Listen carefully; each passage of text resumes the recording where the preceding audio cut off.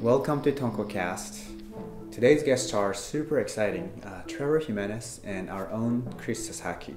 Trevor created this personal animated short film called The Weekends, and Chris helped him through production design of the film. The film is this really poetic, personal, beautiful film, and we all fell in love as soon as we watched that. And I've watched it personally many, many times, and it's one of those things that a lot of us can relate to, but it kind of gives you a fresh perspective on some of the things that you deal with when you're in your childhood.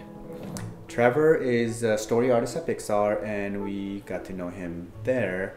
He shared the making of it and the motivation of it, and then the beautiful art of it with Chris. So check it out. All right, welcome Trevor and Chris. Thank you. For TonkoCast. And definitely Trevor, all of us, Robert, myself, Chris, and Trevor all worked at Pixar. But today especially we're excited about talking about your personal film, Weekend. This is a really tricky question, but I feel like for our audience who might have not, because the film's been traveling in festivals, so it might not be, and it was online for a bit, but some people haven't seen it. Could you kind of give us a quick little shot at what people who haven't seen it kind of describe in the film? Sure. Yeah, well, first off, thanks for having me. It's nice to be here. So the film is based on a lot of personal experiences I had growing up with divorced parents, and it's an animated film that captures the perspective of divorce from the child's point of view. And it's this kid going between his two homes in Toronto in the 80s, and there are moments with the parents and also some kind of dream moments scattered throughout the film too. It's really, Dice and I have watched it several times, but it's a really beautiful film, and I'm curious, how long ago did you start the film, and what was the process, how long was the process, and what was the process getting it up on screen? Thanks. It's been a really long period of time. So I'll go back to the beginning. After I graduated animation school in 2007, I was working on an animation portfolio to get a story job. Mm-hmm. I did this drawing of a kid walking from his mom's home to his dad's car, and no plans of it being a film. And a bunch of friends saw this, and some people online saw it, and it just got this response from people that I didn't expect, and people connected with it. And then I started to kind of share stories with friends from weekends at my dad's, who he had antiques all over the home, just like in the film, and we sharpened samurai swords together, and I had a wooden red horse in my room.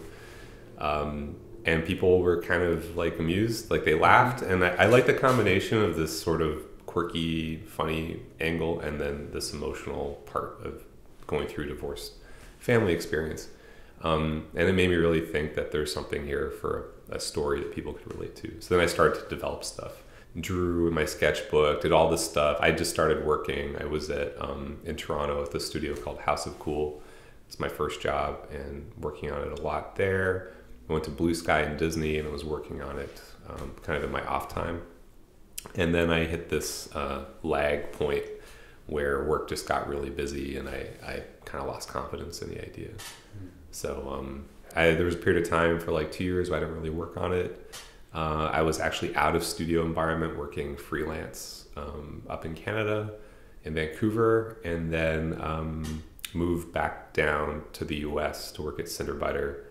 And that's when I really, just being around other artists, started to kind of kick back into writing mode and getting inspired, just being stimulated, being around other creative people. And yeah, I just started setting small goals for myself and wrote it in phases. And that was about 5 years ago when I really started to constructively get stuff done, from a script treatment to beat boards to boarding past editing. Every kind of window of time I had when things weren't as busy, I would use to kind of accomplish a goal. And that helped me kind of take baby steps until I had a reel up. I could show it to people and get objective perspective. So that kind of took me through the whole writing, boarding, editing process. That was 9 years in total, 10 years. Mm. Yeah, and then production was a whole other thing, which we could talk about later. But wow, I come from a divorced family too, and my parents got divorced when I was 5, and I think your character in the story, which is actually you, seems like age around that, like 5, 6, 7. Yeah. And definitely like that. You don't understand everything, and you definitely don't understand the severity of it until like it kicks in slowly, and then the whole kind of feeling of there's a joy in this kind of moment of like, oh, I have a dad to myself for like a short period of time, which is the weekend we had. Yeah. And then I had mom, and that kind of feeling I totally shared, and I just want to hear a little bit more about that sort of like, obviously that was the main motivation for your short, and the point of view was so specific to that youth and development of your personality as a child, and then still have to deal with certain serious situations because of the your parents' situation, but you make the most out of it and you make joy out of it, and then there's a bit of like depth of either sorrow or sadness, or like I'm curious to hear more about that. Yeah, it's there's a bunch of kind of emotional layers to it, like you were saying, and I totally relate to the feeling of not understanding, but understanding later. But I think as kids, you're more emotionally sensitive to most things than adults are. You pick up on frequencies and all sorts of things. So you're always aware of something, but you just don't really know what it is until later. And that was very much a part of the storytelling in this. I treated the whole film like a mystery. So things would just happen, and then you would kind of figure it out later with the kid. Maybe not understand it at first. So yeah, I was 2 when my parents got divorced. I have blurry memories. Like I don't have a lot of memories with them together at all.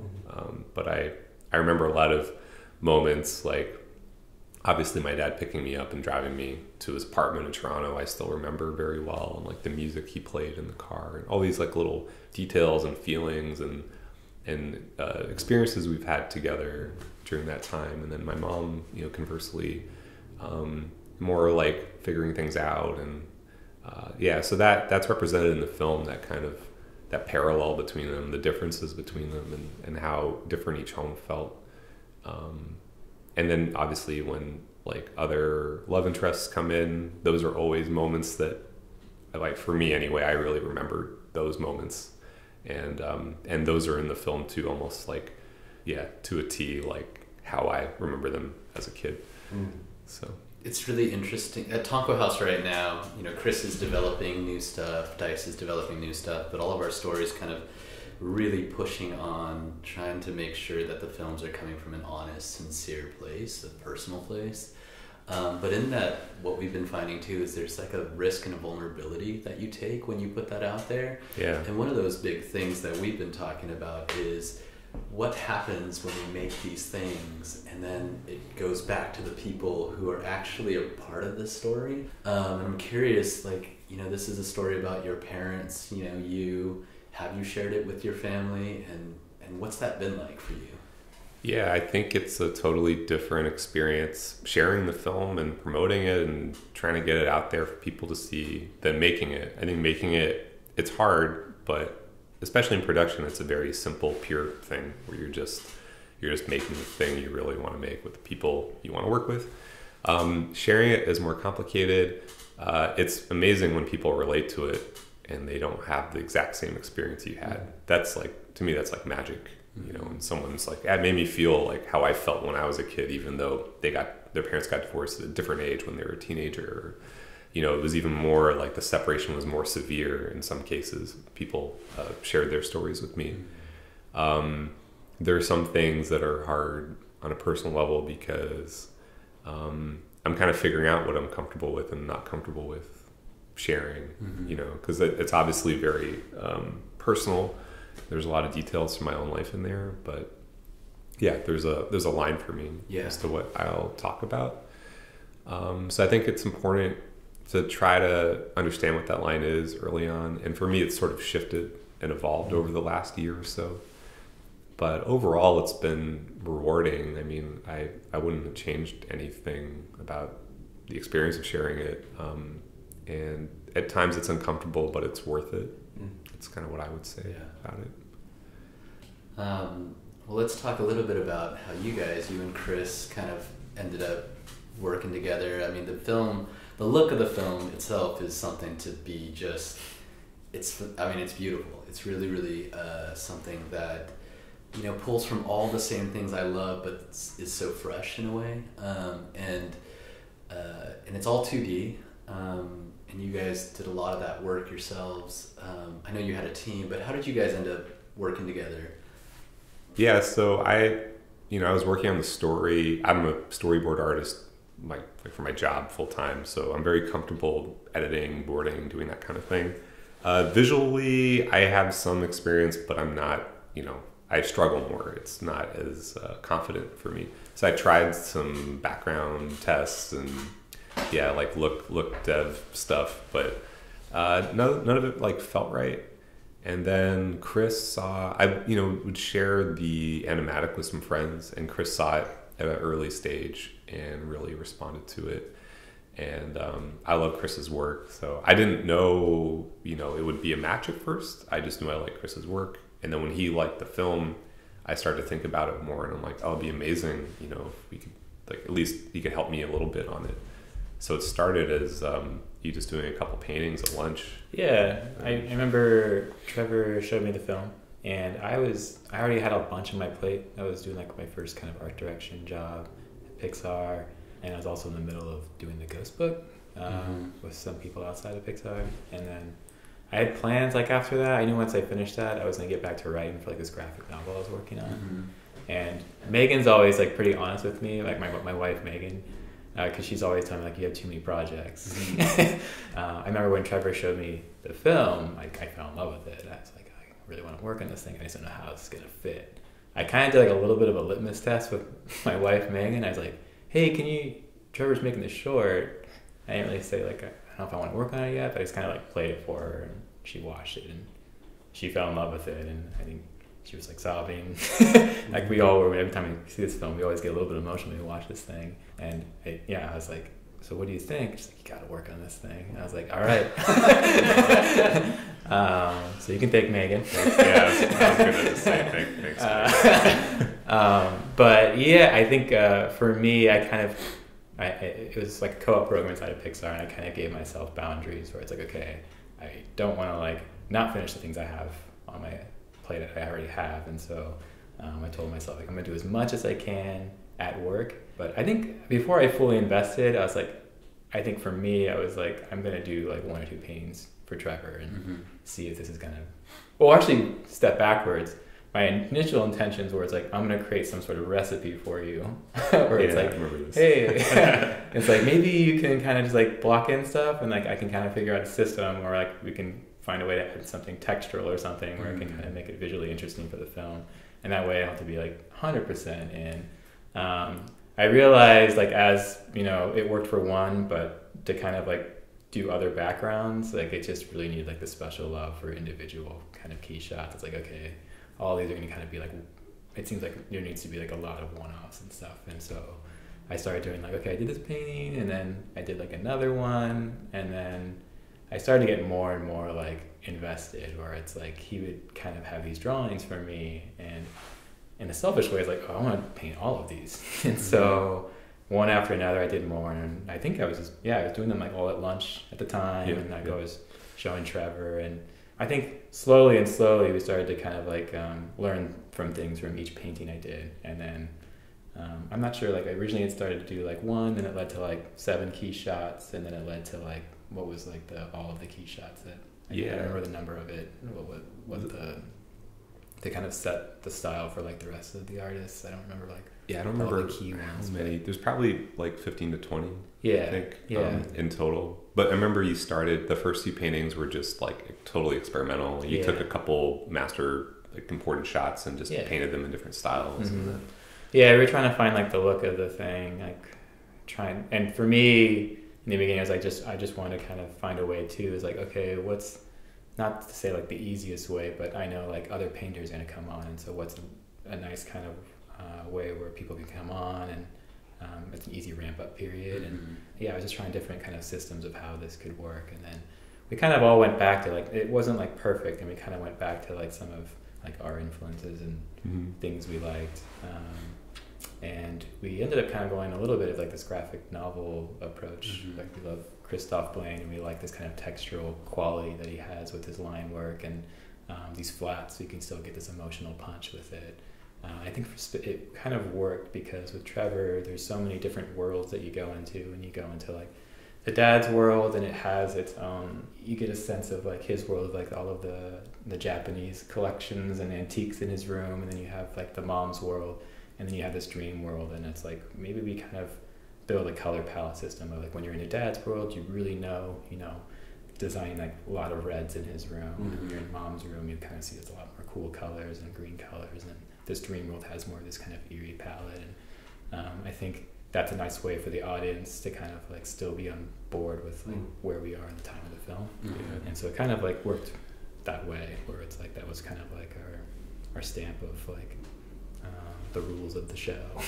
Yeah, and then instead of doing kind of a color palette or color script for the whole film, Yeah. you just sort of painted. You got the mom's Mhm. beginning and end of the film, Mhm. just to get the full spectrum, and the Yeah. dad's the Yeah. beginning and end. Yeah, and like Trevor grew up in Toronto, and at the time, I don't think I've ever been to Toronto at the time, and so I really relied on him. But like, I was like I lived in the Northwest for a while in Oregon, but we definitely went for a lot more like I think we were attracted more of like the neutral, subdued kind of palette, Yeah, and then we have these poppy colors for a reason.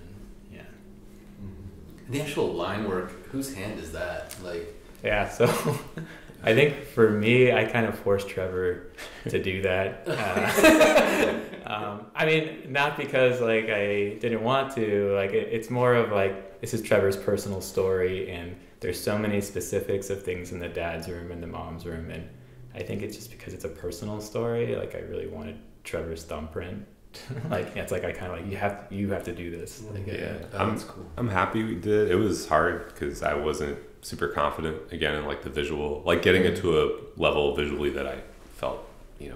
was really great.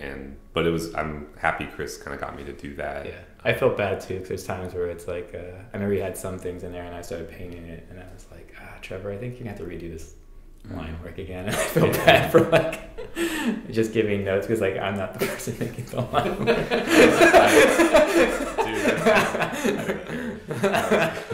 But I'm really glad it did because I think it made the film more personal and like there really is your thumbprint is on that thing and it becomes I think more personal for everyone to see, like recognize that authenticity in the story and stuff. I think it also helped working with different painters. Yeah. Like just kind of unifying everything in a way. Yeah. Like in addition to like the kind of color palette you establish, but every shot kind of has the same line. So it's Yeah, keep it consistent. Yeah.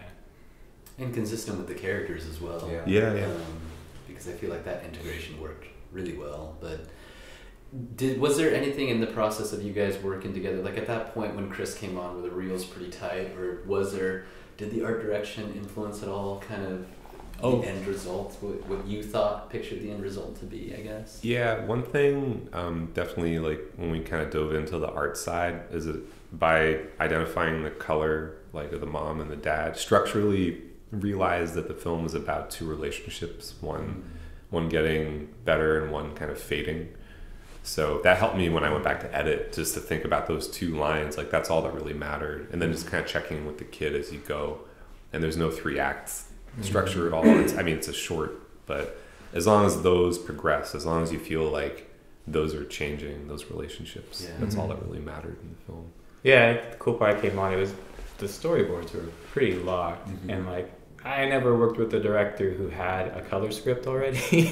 Like Trevor did so much legwork before I came on, and like the color script changed. I think after I came on completely, but I think it's more of just like it was a cool way of just tapping into Trevor's mind. Of like his thinking was already there. Of like, oh, okay, I can ask those questions. Like so emotionally, I think I can tell you want trying to get this, and then in the beginning, middle, and end. And I think it was just for me to kind of figure out how we can kind of still get that, but simplify a little bit more because we go through so many places in like a short amount of time. And that was really helpful for me as a starting point of, just trying to tap into Trevor's brain about where he wants to go emotionally for the audience and stuff. I'm really curious. I mean, I think, this is a question that I'm just curious, like, all of us kind of work in kind of these personal realms, but also professionally for these larger studios. And one thing about the project that you could see in every corner, and especially hearing that you were touching almost every frame in some way, what is the difference kind of working so deeply personal on your own thing versus like working on these bigger studio projects? And I'm curious for both of you. I mean, you know, in terms of art direction, I think Sanjay Super Team, you had production design around the same time, and but I'm curious, like, you know, as a storyteller, storyboard artist on a bigger project versus, you know, this is your own ship that you're kind of doing. How does that all work in terms of personally what you invest and bring to the table, I guess? Yeah. I mean, they're totally different experiences, but they inform each other in a way. I've found anyway, like, definitely, you know, shot composition, like how things cut together, just character in general, stuff that is really emphasized when we work on feature films, especially at Pixar. It's, you know, kind of like 101 stuff. All that filters in and helps. But as far as the storytelling goes, like on a more macro level, I mean, as a story artist, you're working on sequences usually, and you're fitting into another voice, which is great because you work with really talented people and they help kind of plus you and push you. And I don't know, like that's great because you're kind of ping-ponging off of people and it's really stimulating.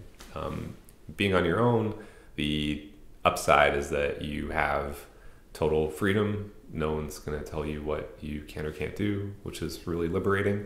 And it's also, at times, for me anyway, especially writing this, isolating, because you're on your own and there's no one telling you what to do, which can be hard sometimes because you don't know exactly what you should do. So they're like totally different processes, differently rewarding, but yeah, that's kind of what I would say about those. And I don't know about on the visual side, like. Yeah, I'd say it's pretty similar. Yeah, I think there's a lot of times where it's different working for like a bigger kind of, you know, I hate to use the word like machine, but just like you guys have all worked in like big studios before, but there's so many times when in the beginning stages it's like, oh, I wish it could be this, and then it kind of slowly evolves as you collaborate with so many people, and so this time you get that shot, you know, of like what that pure vision is and trying to stay strong all the way through the film. And I think that also is like the most terrifying too. It becomes like a blank page, like now I can do anything, you know, I want to look on screen, and then it's like, okay, so what is that?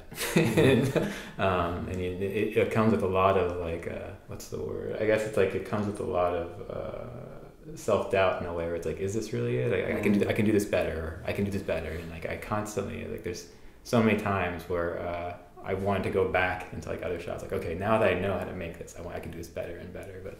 But yeah, I definitely had the most fun. I've always wanted to work on a 2D film, and I think there's times too when we work on CG films where it's like, oh, I just wish it looked like the drawing or like the painting, and this time you can do that with like 2D. It's like yeah, I had a lot of fun with that, and it's like working with the other artists that were just as passionate to like do a 2D film, and it was really fun. Yeah. That's awesome. How did the experience, especially Trevor, this movie especially took so many years of this kind of evolution, and it became quite a big project as an independent short film, and now it's touring around the world in festivals, and it is considered for an Oscar, you know, which is really incredible achievement, and that this whole journey is such a long, big kind of chunk of your time, right? How did this completion of this film, and I know maybe it's not necessarily completed because you're still touring with it, but how's that influencing your kind of professional work? It's good. Yeah, really good question. I think, well, first it was like this monkey off my back. Like I had been working on this for so long and I'd always wanted to do it, and it's so hard to actually commit to taking the time off, and it's a big leap. So just doing that, finishing it was like this huge like relief for me. And I think after finishing it, and you know, I felt really proud of the film when it was done, and then the whole festival life after has been really great. So I think it just instilled this new confidence in me that I was able to bring to work, and even just as a person, you know, I just felt like a little lighter and more confident about what I can do. I don't know. It feels like I'm at a reset point now too, where it's like I don't have like something I want to do like right now. So I'm kind of figuring out like, if I do another short or whatever, like what is that? Like what's really present for me? Because I've been sitting with this one idea for 10 years, and it's just kind of dominated. So. In a way, I think we're definitely wondering, while your film is getting the traction of this attention and awards, and which is just incredible experience, but also, you know, you just said it, that, you know, you don't necessarily have anything like, I don't know what I'm going to do now, but I think a lot of us, I think listeners would be super curious to hear like what's next, and even if you don't know the specific project, like what's driving you to, you know, for the next phase of your career. Yeah, well, like right now, after I finish the short, it's just like exhaustion. Like you just pass out and you cross the finish line. You're like, you said you got really sick, right? Yeah. Like right as soon as you finished.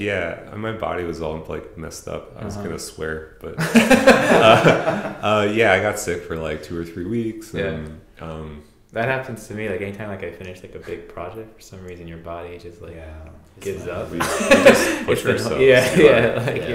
And my wife Janine was telling me to like cut out coffee. I think my adrenal glands were depleted. So it actually helped a lot. But I got really sick after, and I just wasn't thinking about making anything. So as far as now, like a year later, I mean, I'm back at Pixar. I'm working on a film I really like. So that's been good to kind of refresh and work with other people, so the pressure is not all on you. And that's been fun. And I don't know, like I have different ideas I'm slowly developing, and some of them are short, some of them are like longer, and I don't know what's going to hit. You know, I'm just kind of waiting for the one to sort of speak back to me and tell me that it needs to be made.